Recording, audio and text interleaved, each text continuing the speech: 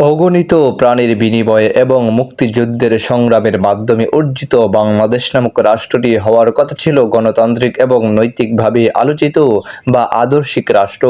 অথচ এখানে রাষ্ট্রীয় সম্পত্তিকে ব্যক্তিগত সম্পত্তিতে পঞ্জীভূত করা যায়, সংবিধানকে ইচ্ছাধীন করে রাষ্ট্রকে ব্যক্তিগত বিবেচনায় পরিচালনা করা যায়, অতি দ্রুত ধনী হওয়া যায়, ব্যক্তিগত ধনাগার তৈরি করা যায়।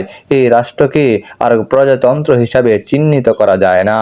এখানে যে অপরাধী সে দণ্ডিত নয়, সে সমাজে সম্মানের মুকুট মাথায় দিয়ে গর্ব নিয়ে ঘুরে বেড়ায়।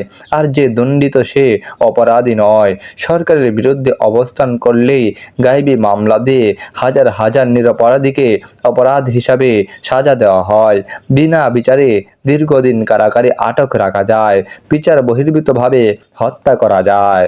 সংবিধানের প্রস্তাবনায় অঙ্গীকার করা হয়েছিল আমাদের রাষ্ট্রের অন্যতম মূল লক্ষ্য হইবে গণতান্ত্রিক পদ্ধতিতে এমন এক শোষণ মুক্ত সমাজতান্ত্রিক সমাজের প্রতিষ্ঠা, যেখানে সকল নাগরিকের জন্য আইনের শাসন, মৌলিক মানবাধিকার, রাজনৈতিক, অর্থনৈতিক ও সামাজিক স্বাধীনতা এবং সুবিচার নিশ্চিত হইবে। কিন্তু সেই ঘোষিত নৈতিক আদর্শকে আমরা পরিত্যক্ত করে ফেলেছি। রক্তের বিনিময়ে অর্জিত রাষ্ট্রের প্রতি আমরা অনুগত নয়। ফলে 53 বছর পর রাষ্ট্র চিহ্নিত হচ্ছে অপরাধপ্রবণ রাষ্ট্র হিসাবে। জাতির চরিত্রে এর চেয়ে বড় ক্ষত চিহ্ন আর কিছু হতে পারে না।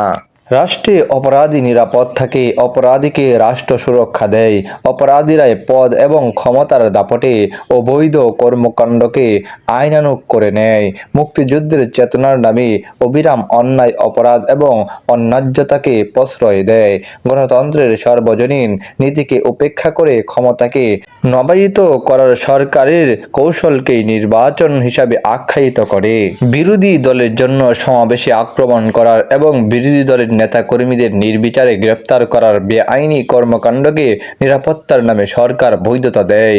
প্রজাতন্ত্রের একজন কর্মচারী, যিনি ধাপে ধাপে পুলিশের মহাপরিদর্শকও হয়ে রাষ্ট্রের উচ্চ পদে আসীন হয়েছেন, কিছুদিনের জন্য যার আর্থিক উৎস হচ্ছে বেতন ভাতা, টিএডিএ, বোনাস বা উৎসব ভাতা, বিদেশ ভ্রমণ এবং ট্রেনিংয়ে অংশগ্রহণ ভাতা, চাকরি শেষে এককালীন পেনশনের টাকা, এতে যাপিত জীবন ভোগবিলাসী না হলেও ন্যূনতম স্বচ্ছন্দের নিশ্চয়তা আছে।